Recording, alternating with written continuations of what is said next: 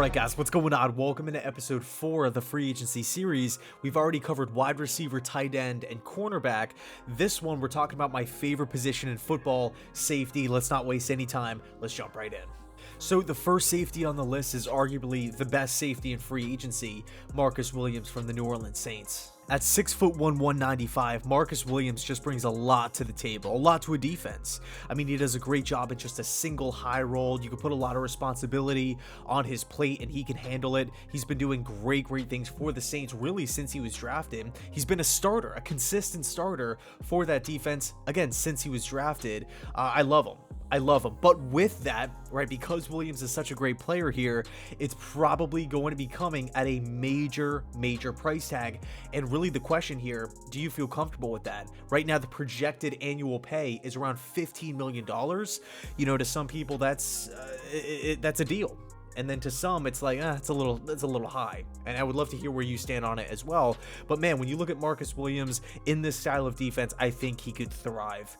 I really do. The cover 4, the cover 3 looks that this defense puts out on a consistent basis, I think it would give Marcus Williams endless opportunities to hawk to the football, to get those interceptions, to get those passes defended against. I mean, in 2021, he had 74 tackles, 8 passes defended against with 2 interceptions in 16 games. I mean, you gotta love it. Marcus Williams, by the way, is only 25 years old, so he's not only just a consistent starter, one of the better safeties in football, but this guy still hasn't even hit his prime yet. Okay, I don't think he's going to be back with the Saints. I think he is going to be a tremendous signing for whatever team lands him. But I definitely feel like the Jets should be interested because of the need, right? I mean, we look at the roster right now. Although I like what Pinnock showed down the stretch, I don't feel comfortable with Ashton Davis moving forward. We had the worst defense in football. It's a young defense overall. I want to get a proven player back there who can make plays not only just in the pass game, but also in the running game as well. Marcus Williams can provide that. Next up, player number 2, safety from the Texans, Justin Reid. At 6'1", 200 pounds, I think Justin Reid could be a diamond in the rough style of signing, but he doesn't come at the price tag of a Marcus Williams, of a Jessie Bates, who we're going to talk about in just a second here. But man, Justin Reid, he just turned 25, I think like a week ago or something like that. He's been in the league for 4 seasons, and he was a middle round pick. He's been producing since day one as a rookie. Fast forward to this season, he played in 13 games. He had 66 tackles, 2 interceptions with 4 passes defended against, and people are saying that it was a down year for him. I mean, if that was a down year, sign me up for Justin Reid. I mean, he's a versatile guy. He's played strong safety. He's played free safety. And again, you know, he's been producing since he was drafted as a 3rd round rookie. So I really feel like, yes, of course, Marcus Williams is the headliner, Jessie Bates right behind him, but Justin Reid, an under-the-radar type of guy. Next up, we just talked about him, safety from the Cincinnati Bengals, Jessie Bates. Now, there's a really good chance that he ends up back with the Bengals next season. They were working on an extension last offseason. It couldn't get done. There was actually a report that came out saying that not having that extension done weighed on Jessie Bates throughout the year, and that's why he had a statistically down season compared to, you know, when he first entered the league and whatnot. But man, Jessie, and by the way, both parties still have not reached a long-term extension. Okay, this is an ongoing thing here that could get done, but I will say if things fall through and it doesn't look like it's going to happen, I fully expect the Bengals to franchise tag Bates. But who knows? Stranger things have happened. They really have. But man, Bates is one of my favorite players in football. His ball hawking ability is absolutely incredible. He is one of the best safeties in football when it comes to hawking the football. At 24 years old, he's been durable, reliable. 2020 was his best season where he had 78 tackles, 3 interceptions, 15 passes defended against. Absolutely crazy. He's well respected in the locker room. He's well respected across the league.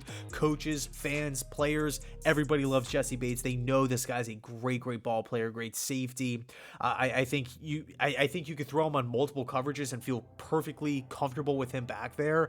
I don't feel like he's a liability at all. He's a low-key hitter as well. I mean, Jessie Bates isn't the biggest dude around, but man, this guy can really hit.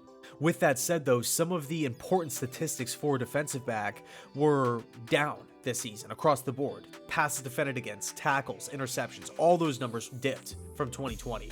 It wasn't really a Jessie Bates style of season. he had a down year, and it was crazy because the Bengals made it all the way to the Super Bowl, and he was still a productive player nonetheless. But it's just strange. Now, again, we did talk about this before, but maybe the extension not being done did in fact weigh on him. But I think it's a tough situation, but I think at the end of the day, Bates will be back with Cincinnati. But dude, if this guy hits the market, the Jets have got to be interested. Next up, player number 4, DeMonte Casey from the Dallas Cowboys. Although he isn't the biggest guy around, only 5'11", 175 pounds, Casey is violent. I mean, he is an aggressive hitter. I mean, when he makes tackle, and again, like you're looking at that size and you're thinking, how big of a hitter can this guy be? I mean, he's nasty. He is really nasty. He's versatile. He's played strong safety, free safety, corner. He was a beast back at college. In fact, he was actually a Senior Bowl guy. You look at the defenses that he has participated in throughout the course of his NFL career. He spent all those seasons with the Atlanta Falcons under Dan Quinn, who at the time ran a very similar system to what what Saleh has in place now. A lot of cover 3 looks, a lot of cover 4, and last season he was coached by Jeff Ulbrich. Okay, so there's some familiarity there, and he goes to Dallas. He follows Dan Quinn, and he puts up a solid season. 17 games, 2 picks, 52 tackles, 4 passes defended against. He's 29 years old. I think you can get DeMonte Casey at a cheap price. Not, a minimum type of contract or anything like that. But hey, if Joe Douglas wants to invest some sort of, mega deal at tight end, at maybe a wide receiver 1, offensive line, something along those lines, corner, edge. I mean, we have so many positions of need. If he wants to go the cheaper route at safety, Casey's a guy who has versatility. He has a lot of starts under his belt. Okay, he again brings that nastiness on the back end of the defense. He knows the system, he fits the system, and he's been coached by Jeff Ulbrich. Okay, so there's a lot of dots that you can connect here, but it all depends. I will say this: I think there's also a chance Dallas does bring him back, because that Dallas defense was great. It was fantastic last year. But hey, if he hits the open market, I expect the Jets to have some level of interest. Although I thought the Jets were going to bring him in last offseason, and they didn't, right? He signed that 1-year contract with Dallas, so it'll be interesting, but he's a guy I like nonetheless. Next up on the list, safety from the Detroit Lions, Tracy Walker.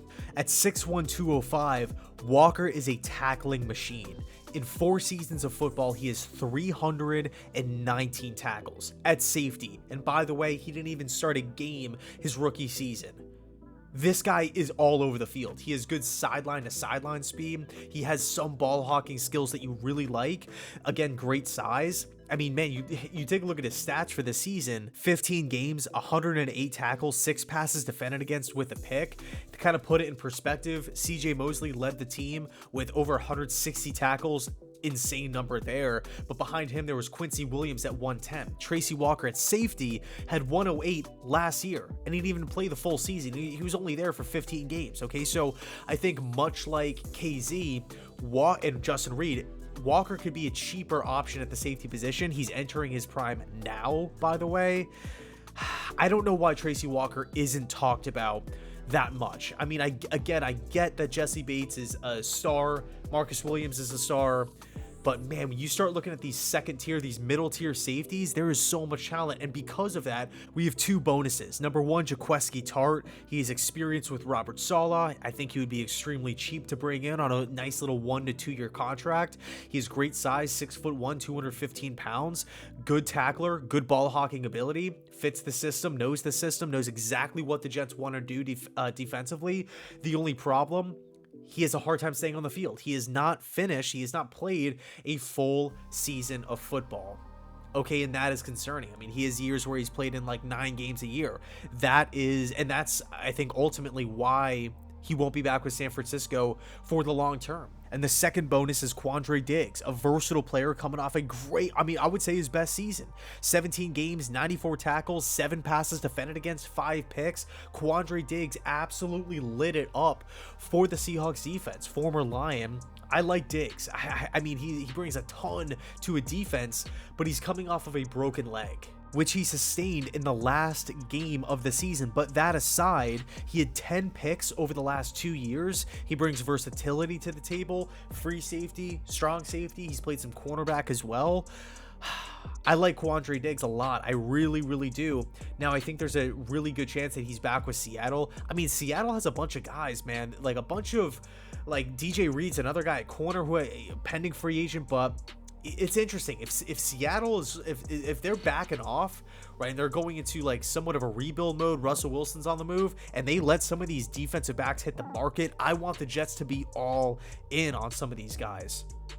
A lot of talent here. A lot of talent. Anyway, I'll leave it there. Let me know your thoughts down below in the comment section. Who are some of the safeties that you want? Do you want to go after one of the top tier, upper echelon, elite prospects like a Bates or a Williams? Or should we maybe go that middle tier route and bring in a Tracy Walker, bring in a Justin Reid or something like that at a way cheaper, more team-friendly deal? Anyway, thanks so much for watching, and as always, go Jets.